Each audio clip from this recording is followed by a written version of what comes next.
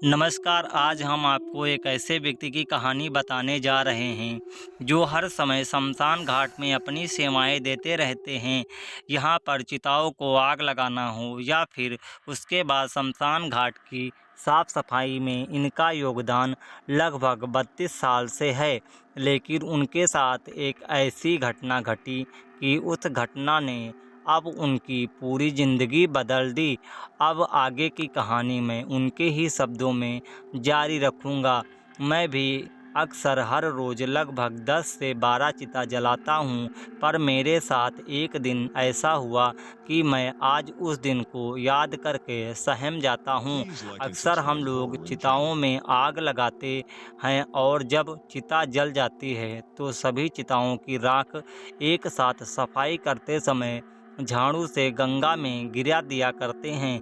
पर एक दिन शमशान घाट में एक डेड बॉडी को लेकर उसके परिजन आए। मैं और मेरे साथी समीर ने उनके परिजनों को कहा, लकड़ी ले आओ और लाश को गंगा जल से नहलाकर इधर रख दो। उस डेड बॉडी के सभी परिजन लकड़ी लेने गए हुए थे। बस उनके साथ का एक ही व्यक्ति उस लाश के साथ था।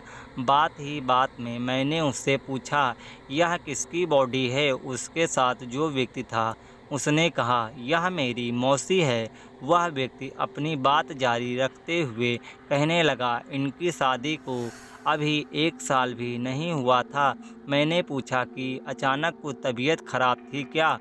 उस व्यक्ति ने कहा, नहीं, मौसी बिल्कुल ठीक थी। कल रात अचानक इनकी मृत्यु हो गई। पता नहीं क्या हुआ। हमारे लिए कोई बड़ी बात नहीं है। ऐसे दिन भर में सैकड़ों लोग आते हैं। तब तक उस लाश के परिजन लकड़ियाँ लेकर आ गए थे। उसके बाद हम देह संस्कार का कार्यक्रम शुरू कर रहे थे। मैं और समीर चिता के लिए लकड़ियाँ बिछा रहे थे।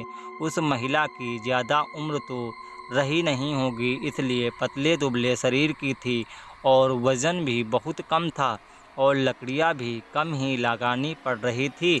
हम लोगों ने लकड़ियाँ बिछाई और उनके परिजनों को कहा, तुम इस लाश को अब चिता पर लिटा दो। उन लोगों ने वैसा ही किया। 4-5 लोगों ने उठाकर लाश को चिता पर रख दी। तभी ऊपर से थोड़ा कपड़ा मुंह के पास से उड़ गया तो मेरी नज़र उस डेड बॉडी पर पड़ी और मैं देखता ही रह गया, क्योंकि उस महिला की आंखें ऐसे लग रही थी, लगता था कि वो आंखें खुल रही हैं और बंद हो रही हैं। मानो ऐसा लग रहा है कि आंखें लप-लप हो रही हैं और ऐसा लग रहा था कि शायद आंखों से आंसू निकल रहे हैं। मैं यही सोच रहा था कि ऐसा कैसे हो सकता है, क्योंकि आज तक मैंने कभी ऐसा दृश्य नहीं देखा था।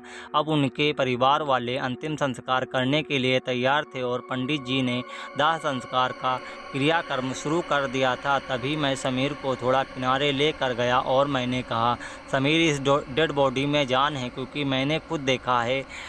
पलकें झपक रही थी और ऐसा लग रहा था कि सांसें चल रही हैं। समीर ने मेरी बात सुनकर कहा, मदन, तू पागल तो नहीं है? कैसी बात कर रहा है यार? वो मुर्दा है। वह मुर्दा में भी कभी सांसें चल सकती हैं क्या?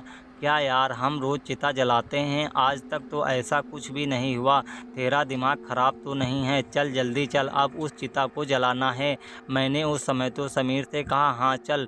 उसके बाद मैं अपने आप को समझा रहा था, क्या पता यह कोई मेरा वहम हो, पर ऐसा कैसे हो सकता है? वहम तो हो ही नहीं सकता, क्योंकि 30 साल से ज़्यादा ज़िंदगी मेरी इसी में बीत चुकी है, इसी शमशान घाट में चिता को जलाते हुए। लेकिन आज तक तो कभी मेरे साथ ऐसा वहम नहीं हुआ है, फिर आज कैसे हो रहा है? पर फिर भी मैं समीर के साथ चला गया चिता को जलाने के लिए। उनके परिवार वालों ने उसको आग लगा दी और हम फिर जलना शुरू हो गए। लेकिन अब तक जिनको मैं अपना वहम समझने की कोशिश कर रहा था, पर तभी ऐसा लगने लगा कि उस चिता से रोने और तड़पने की आवाज़ आ रही है। मैंने तुरंत समीर से कहा, समीर, अब देखो मैं क्या कह रहा हूँ, इसके लिए अंदर जान थी, जिंदा जला दी तू लोगों ने महिला को। मैं ज़ोर ज़ोर से बोल रहा था।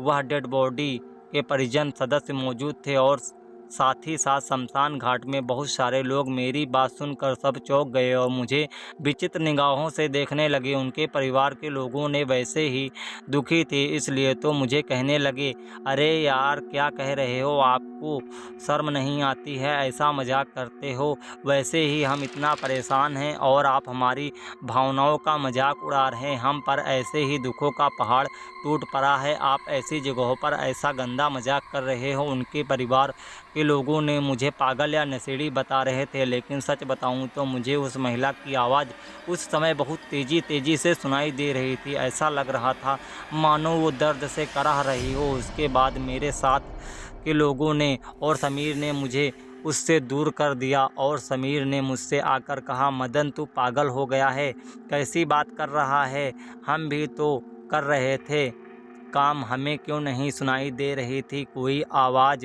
हमें क्यों नहीं दिखा कि वो पलकें झुका रही थी और उसके आँख से आंसू बह रहे थे, तुझे ही क्यों दिखाई दिया यार, तू तो शराब भी नहीं पीता, ऐसा क्या हुआ तेरे साथ। समीर अपनी बात जारी रखते हुए बोलता है, तभी कहता हूँ घर जाकर रात को आराम से खाना खाकर जल्दी सो जाना, लेकिन तुम लोग फिल्में देखते हो ना, रात भर कोई देखी होगी, तूने फिल्म वगैरह या सपना देखा होगा कोई।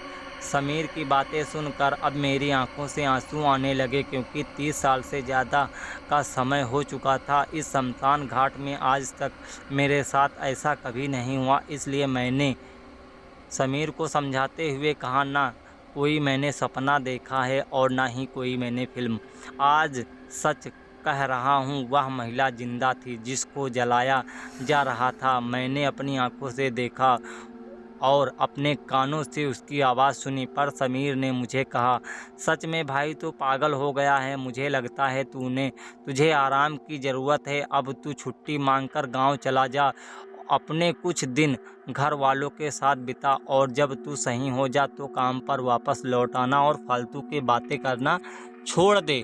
चिता जलवाने तो चल, क्योंकि अब भी तेरे साथ यहाँ पर मैं हूँ, तो चिता कौन चलाएगा। समीर की बात सुनकर मैंने कहा, समीर यह चिता मैं नहीं जलवा पाऊँगा, तू जा। उसके समीर वहाँ से आया और शमशान घाट के ही एक दूसरे व्यक्ति के साथ मिलकर उसने उस चिता को जला दिया। चिता जली, अंतिम संस्कार पूरा हुआ और उस डेड बॉडी के परिवार के सभी लोग गंगा स्नान करके अपने घर जा चुके थे। लगभग शाम के 7:30 बज रहे थे। अभी भी एकांत में बैठा हुआ था, तब ही मेरे पास समीर और उस चिता का अंतिम संस्कार करवा रहे पंडित जी मेरे पास आए। पंडित जी ने मुझसे कहा, हाँ भाई अब उतर गया तेरे ऊपर उस महिला की चिता का बुखार नहीं। उस समय तू वहाँ पागलों जैसी बात कर रहा था, तू इतने सालों से यहाँ चिता जलाता है, क्या आज तक कभी ऐसा हुआ कि कोई मुर्दा चिता के अंदर से चीखने चिल्लाने लगे। वह सब लोग तेरे मजाक उड़ा रहे थे या फिर तुझे पागल कहना चाह रहे थे। पंडित जी की बात सुनकर मैंने कहा, मैंने जो देखा है वह बिल्कुल सही है, क्योंकि मुझे उसकी आंखों से आंसू बहते दिखे हुए थे और मैंने देखा कि जब उनको चिता पर लिटाया जा रहा था तब उस महिला की पलकें झपक रही थी। मैं मानने को तैयार नहीं था कि वो मेरा कोई वहम होगा। तब पंडित जी ने मेरी बात को थोड़ा गंभीरता से ली और कहा, ना तू उस महिला को जानता, ना तुझे कभी उससे देखा, फिर तेरे साथ ऐसा क्यों हो रहा है। तब मैंने पंडित जी से कहा, यही तो बताना चाह रहा हूँ मैं मुझसे, क्योंकि उसकी चीखने की और रोने की आवाज़ सुनाई दी और आप में से किसी को नहीं। पंडित जी ने फिर मुझे कहा, फिर एक काम करना, तू अब 15 से 20 दिन की छुट्टी लेकर अपने घर चले जाओ। तुम काफ़ी समय से छुट्टी भी नहीं ली हो और लगातार काम कर रहे हो, थोड़ा आराम करना फिर काम पर वापस आना। चलो अब साफ़ सफाई कर दो, अब टाइम ख़त्म हो रहा है। मैंने पंडित जी से कहा, हाँ ठीक है, क्योंकि शमशान घाट 8 बजे के बाद कोई भी चिता नहीं जलाई जाती है। 8 बजे तक साफ़ सफाई करके सब घर चले जाते हैं और हम लोग सुबह 7 बजे फिर वापस आ जाते हैं। उसके बाद हम काम पूरा करके अपने अपने घर चले गए। मेरे घर में सिर्फ अकेला ही रहता था, बाकी सब परिवार के साथ लोग हमारे गांव में रहते थे। आज घर आकर मैंने नहाया धोया और सीधा बिस्तर में जाकर बैठ गया। अक्सर मैं घर आकर पहले खाना बनाता, फिर खाना खाकर घर वालों से फ़ोन पर थोड़ी देर बातचीत करता, फिर लेटता। पर आज मेरे साथ दिन में जो घटना घटी थी उसकी वजह से मेरा मन आज थोड़ा बेचैन था, इसलिए मैं आज शमशान घाट के ढाबे पर से ही खाना खाकर आया था और घर आकर नहाकर बिस्तर पर लेट गया। अभी बिस्तर पर लेटे हुए बस मैं यही सोच ही रहा था कि आज यह क्या हुआ मेरे साथ। मैं अपने आप को यही कह रहा था कि वह जिंदा थी, पर अगर वह जिंदा थी तो सिर्फ मुझे ही क्यों पता चल रहा था? वहाँ तो बाकी बहुत सारे लोग थे, उन्हें क्यों नहीं कुछ भी पता चल रहा था? सिर्फ मुझे ही क्यों रोनों की आवाज़ आ रही थी, बाकी को क्यों नहीं आ रही थी? इसी बुंदेलबुन में मैं लेटे लेटे मेरी आंख लग गई और अचानक मेरी आंखें खुली और मैं उठकर बैठ गया, क्योंकि मुझे ऐसा लग रहा था कि कोई दरवाज़ा खटखटा रहा है। मेरा एक ही कमरा था जो मैंने किराए पर ले रखा था। मैं नींद में उठा और मैंने सोचा कि क्या पता शायद किराएदार आया होगा, कोई ज़रूरत हो किसी काम की।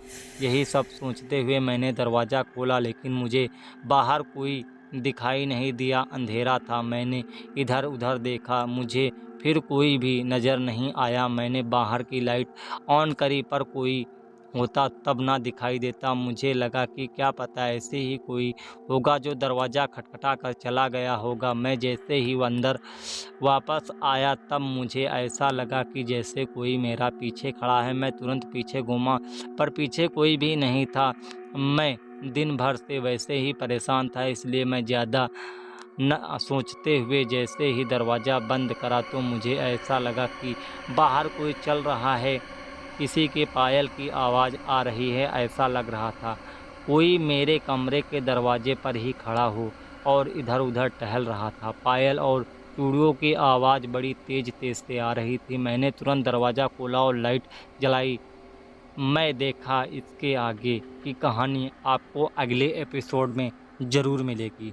अगर यह कहानी आपको पसंद आई हो, अच्छी लगी हो, तो इस वीडियो को लाइक और चैनल को सब्सक्राइब करके स्टोरी को अपने अपने दोस्तों के साथ ज़रूर शेयर करिएगा। अगर आप अगला एपिसोड आप सुनना चाहते हैं तो कमेंट बॉक्स में हमें कमेंट करके ज़रूर बताइए। तब तक के जय हिंद, वंदे मातरम।